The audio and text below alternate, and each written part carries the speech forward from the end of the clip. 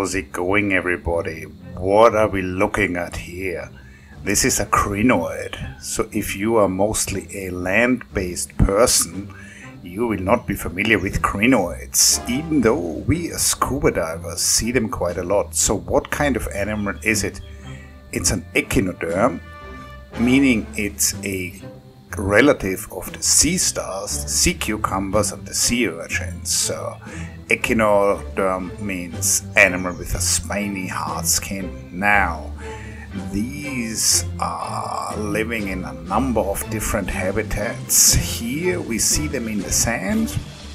What they do in order to feed themselves, they're filter feeders. So you see these skinny arms, they're pointed upwards. There are these branching arms, and they capture small plankton particles, and that's how they feed. I see a lot of crinoids which have climbed up structures. So this is the pylon of a pier in the Philippines, but they also climb up on corals like this one, and also they often come out at night. So the more crinoids open at night, and then they would bundle up and hide during the day. Now there are lots of animals living on crinoids, and this is really the fascination of these animals for me. So this is what's called a crinoid squat lobster. It's not a proper crab, but yeah, it's a type of lobster.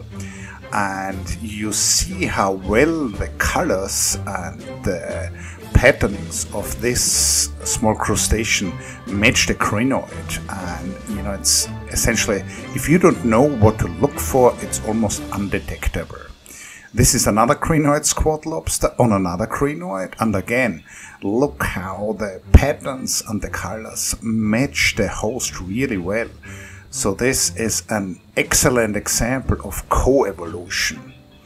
Really enjoy looking for these. It's like a treasure hunt underwater. And then in Dauin on Negros Island, and you probably know this by now, this is where I live on dive, we actually have a lot of these symbiontic or commensal squat lobsters on crinoids. So the squat lobster larva must at one point settle on the right crinoid, and then they would thrive there and probably not leave their invertebrate host throughout all of its life, essentially. Now, there are the squat lobsters, they're small shrimp, but they're also fish which are adapted to life in the crinoid. So this is a crinoid clingfish. So a clingfish is a small fish, somewhat related to my favorite fishes, the gobies. And again, you see how well the patterning of that fish matches the crinoid. And again, there are actually two in this crinoid, and they would never ever leave the crinoid to be safe. Now, as usual, I hope you enjoyed this. Leave a message, leave comments, like, subscribe, and see you next week.